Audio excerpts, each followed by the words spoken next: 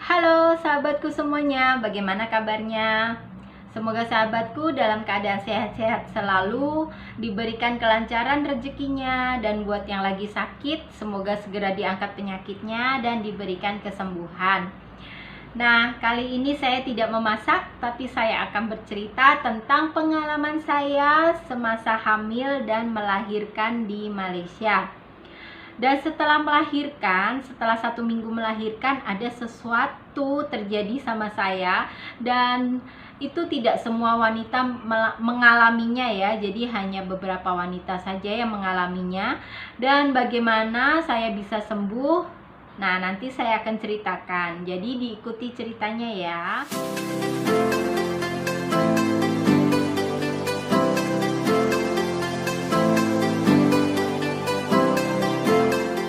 Kita langsung ke ceritanya ya. Jadi saya positif hamil itu November 2013 itu sudah hamil. Kemudian saya sama suami kan di sini saya tidak ada ibu mertua saya sudah meninggal, sudah berada di surga.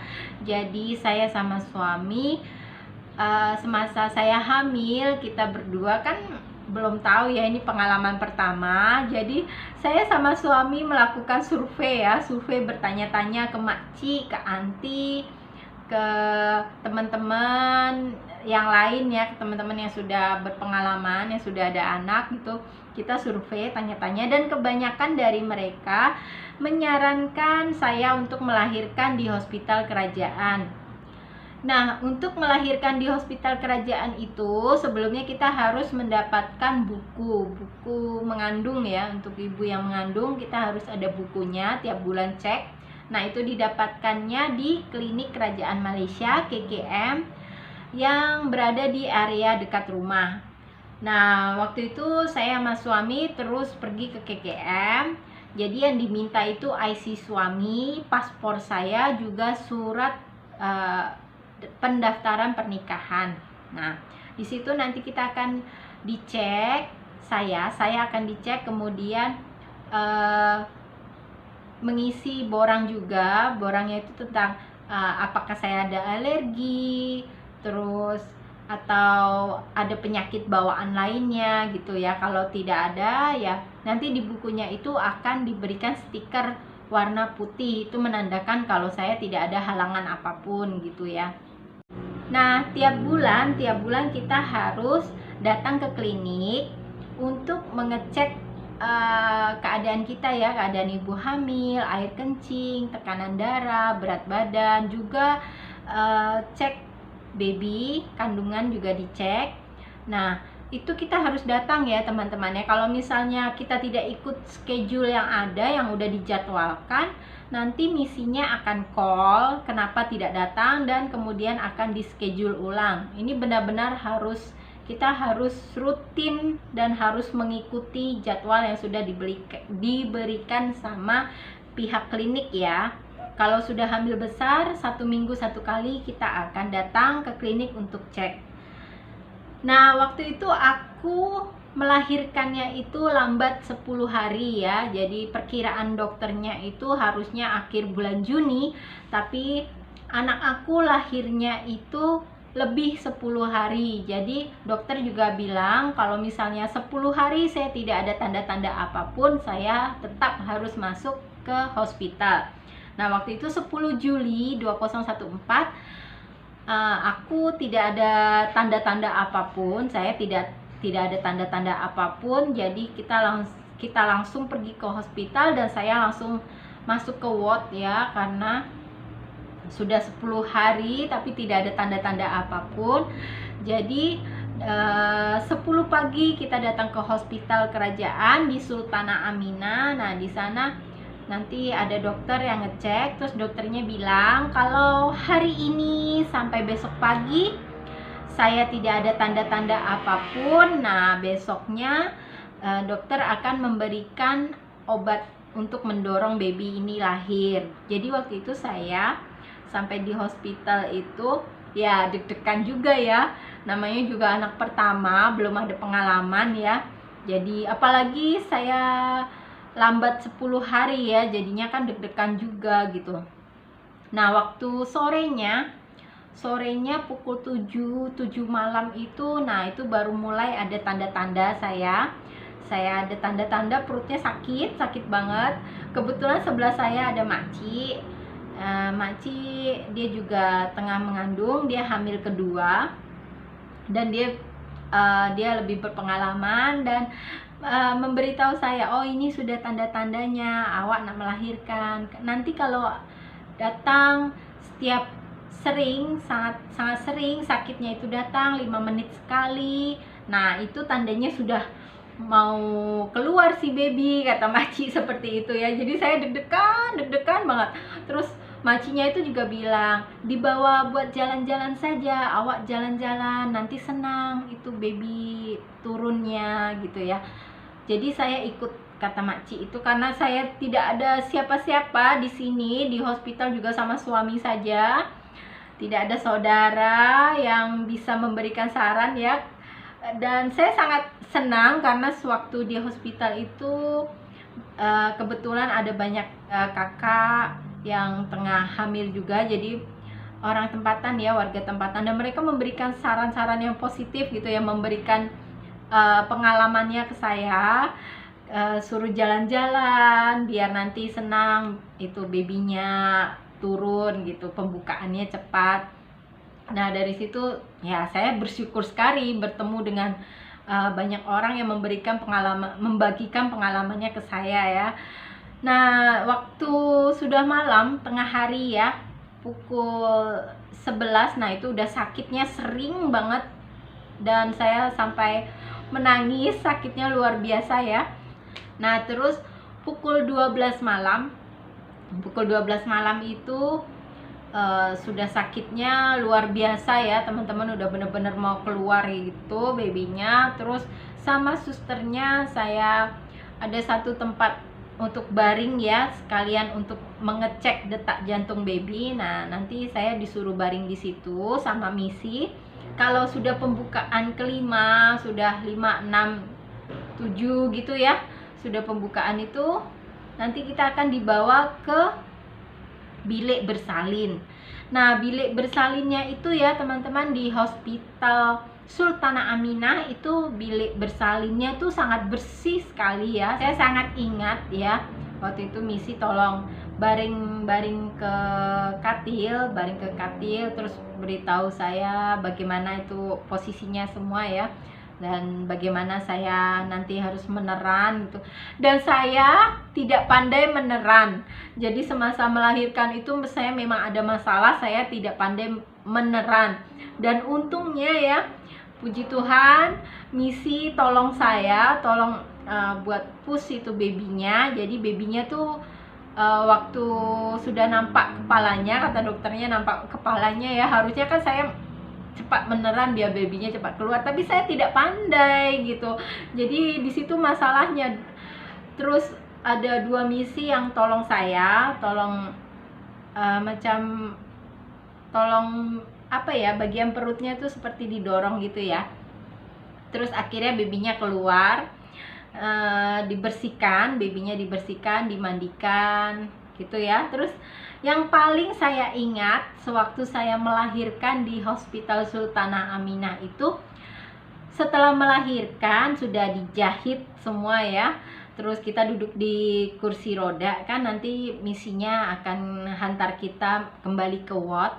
Itu misinya tolong saya merapikan rambut saya semua, diikat, dirapikan. Dan saya sangat ingat misinya bilang, ini lepas melahirkan kasih ikat cantik-cantik biar nanti orang nampak awak cantik gitu.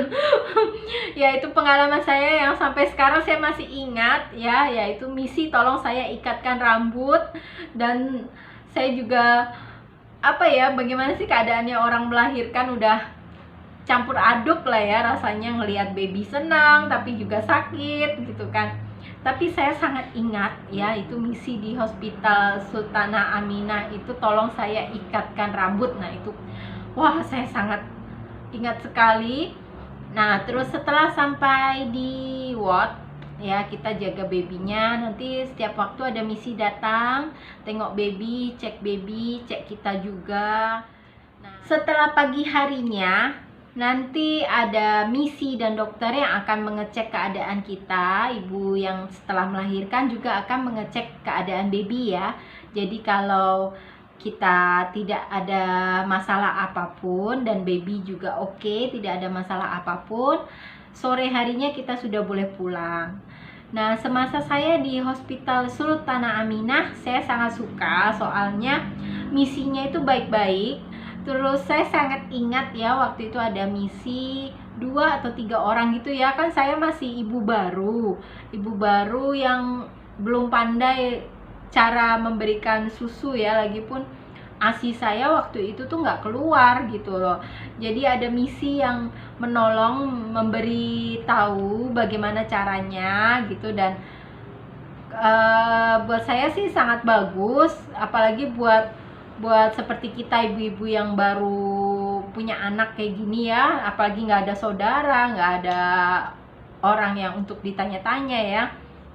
Jadi ada misi yang akan mengajarkan kita gimana caranya nanti sampai di rumah ya, mandikan baby, terus cara kita memberikan ASI. Nah, semua ada misi yang akan memberitahukan. Pada waktu sore harinya pukul 3 gitu, saya sudah boleh pulang ke rumah. Dan waktu melakukan pembayaran ya, pembayaran di hospital itu, kita sebelumnya kan udah standby uang ya, sudah simpan uang ya buat biaya melahirkan ini sekitar 3.000. Dan ternyata waktu pembayaran, suami saya melakukan pembayaran di Hospital Sultanah Aminah itu biayanya hanya 112 ringgit saja. Jadi saya sama suami sih kaget gitu ya. Oh, 112 ringgit saja, padahal kita ingatnya tuh 3.000 lebih gitu teman-teman ya. Jadi kita udah siap-siap uang, udah simpan uang buat biaya melahirkan ini ya. Jadi sebenarnya memang biayanya sekitar itu. Waktu saya melahirkan itu memang sebenarnya biayanya itu hampir mau 3.000 ringgit. Tapi mungkin dari kerajaan Malaysia memberikan subsidi atau bantuan ke kita, jadi saya hanya membayar 112 ringgit saja. Nah, kan wah, bahagia banget gitu loh. Kok bahagia campur kaget ya saya sama suami ya, kok bisa ya gitu, dari harusnya hampir 3.000 loh teman-teman, tapi saya sama suami cuma membayar 112 ringgit saja. Jadi kerajaan Malaysia itu telah memberikan subsidi atau bantuan ke saya itu kan sekitar 2.000 lebih gitu ya. Dan saya sangat bersyukur sekali selama sewaktu saya melahirkan di hospital kerajaan juga mendapatkan bantuan, mendapatkan subsidi dari kerajaan Malaysia yang biayanya harusnya mendekati 3.000 dan kami cuma membayar 112 ringgit saja. Buat saya itu sangat luar biasa, sangat terima kasih atas bantuannya dari kerajaan Malaysia.